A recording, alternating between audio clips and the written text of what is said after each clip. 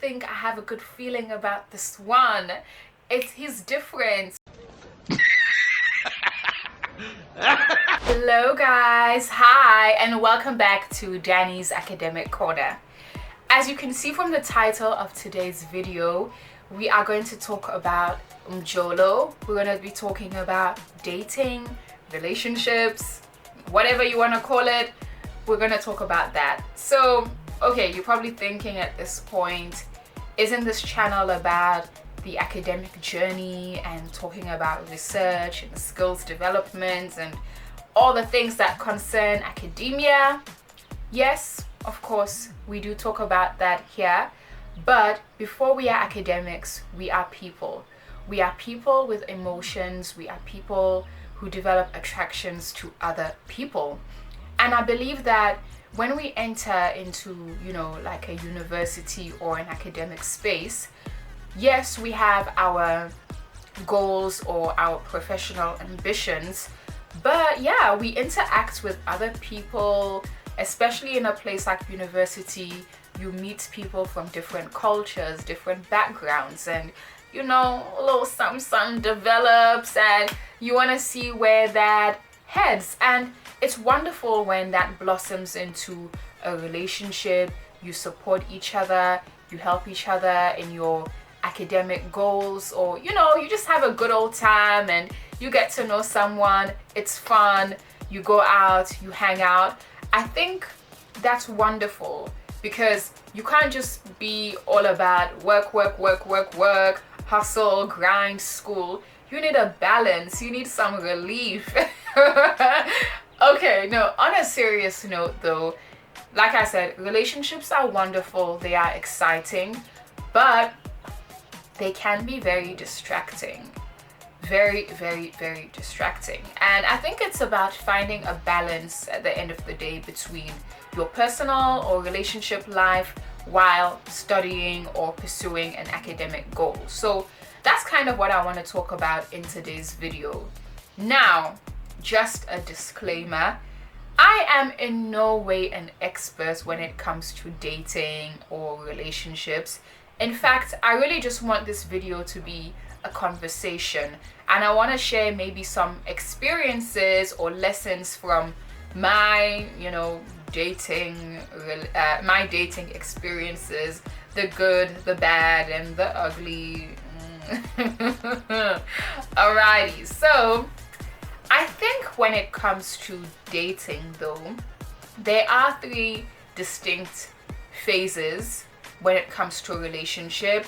The first phase, you're getting to know each other, it's exciting, you're talking all the time. Then the second phase, that's when you realize, okay, this is worth pursuing, and you develop a relationship and you hang out and date. And then the third phase, if the relationship doesn't work out, you break up, you're going through it, you're feeling down and disappointed or rejected, and then you also have to navigate all these feelings while you are studying or while you are working on your academic career. So I just want to talk about these three things today and how we can go about balancing the different aspects or phases of the relationship while pursuing our goals. Okay, let's start with phase one, the excitement. You've met someone, oh my God, you feel like, I think I have a good feeling about this one. He's different, she's different from the others, and you're talking all the time, you're checking their Instagram, you get excited when you see a notification, but at the same time, you got deadlines, you've got projects, you've got group members to deal with. So how do we go about balancing that?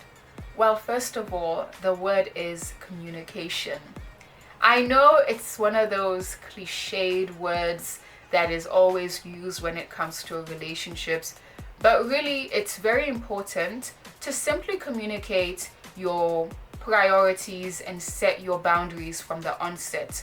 If you know that you're busy, you've got activities like projects, tutorials, practicals, group work, or whatever it is, let your potential partner know from the onset that at certain times you are unavailable.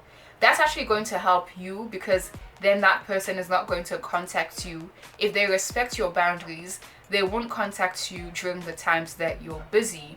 And when you are available, then you guys can make time for each other to, see if the connection is worth pursuing. So it's just a simple matter of communicating that you are prioritizing schoolwork, but at the same time, you don't want to neglect the potential relationship. It's worth mentioning that not every talking stage will lead to a relationship, because I know, and I don't want to stereotype, but let me speak from my experience and maybe from interacting with other ladies. But as young women, we see a potential in someone and we get excited and jump the gun, okay, this is my bae, he's my boo, he's my man, and that's it. But sometimes a talking stage is just a talking stage. It's an interview. You're just trying to suss out the person, see if there's an alignment, if you complement each other. And if it doesn't work, don't force it or try to make it work. Thank you. What's that Ariana Grande song? Thank you, next. Honestly, sometimes it really is what it is, and we don't have to overcomplicate it or get all worked up. It's a talking stage. Let it be. Move on.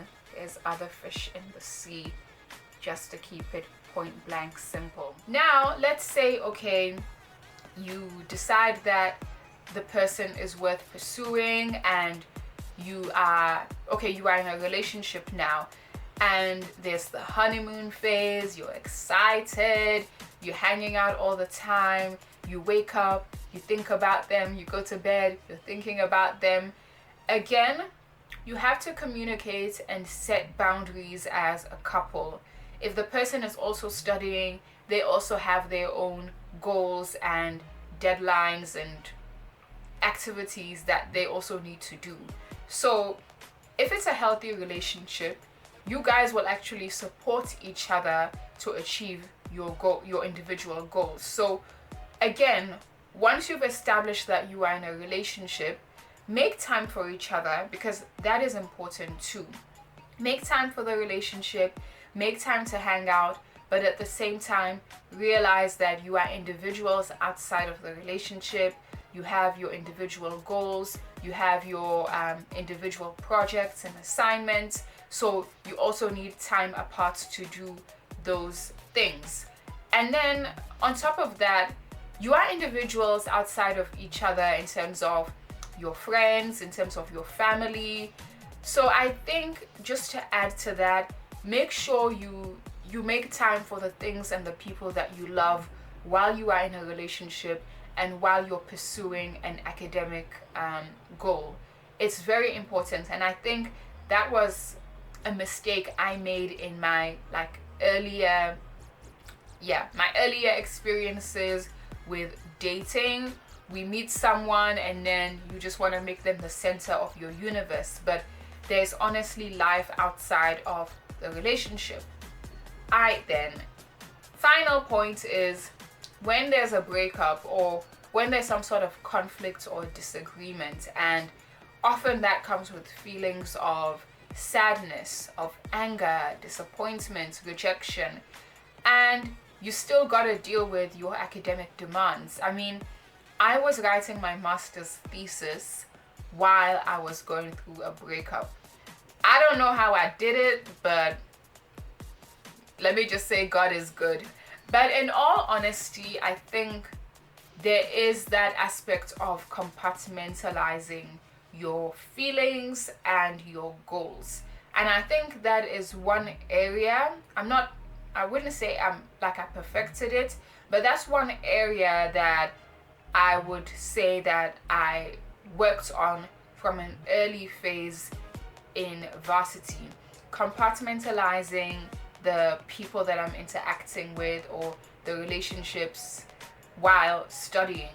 So when it came to my master's, I just knew, okay, If I'm doing my literature review and my data collection, that is what I'm doing at that moment in time. I'll deal with the sadness later. I'll cry, I'll get over it later on. But at this present moment in time, let me focus on the work. And I know for some of us, it doesn't come easy to compartmentalize. And I think what I can advise you on when it comes to overcoming feelings of rejection or sadness is reach out to your support system, talk to your friends, talk to family members, and tell them what you're going through, tell them how you're feeling. And yeah, they will help you to overcome the feelings of rejection or the feelings of disappointment. Maybe you go out with your friends, watch a movie, do something fun. And if you really feel that you can't cope or you're having a hard time, you can also seek counseling advice.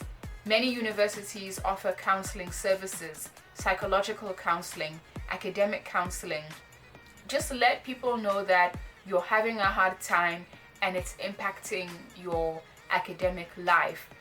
And just to add to that, I know that relationships bring about a wonderful feeling, and most of us go into relationships thinking that it's going to last forever. I mean, we all want that, but in an environment like university, a lot of us are still emotionally immature. Not everyone, but we're still trying to figure out what exactly it is we want. And we learn so much about ourselves in university, and we evolve as people. So sometimes when relationships end, don't take it personally or take it as a reflection of yourself. Sometimes it's the case of outgrowing each other or having different priorities or different expectations. So accept it for what it was. Take the lessons that you learned from the relationship and learn to move forward. It really is not the end of the world when a relationship ends. And when you have conflict, again, work on managing the conflict, work on communicating, work on making your expectations known. So I think, again, the keywords are communication and balance. So again, just wanted to say I am not a relationship expert, but these are some of the things that I took out of my experiences with navigating my studies while navigating my personal life. So I want to leave it there for today, but I would really love to see in the comment section maybe some of your experiences when it comes to balancing your love life and your studies. What were the major lessons that you learned from those experiences? It would be really good to have that conversation with you guys in the comment section down below. Once again, thank you so much for engaging and interacting with my channel. It means a lot and I appreciate all of you. Thank you, and I will see you guys in the next video. Bye!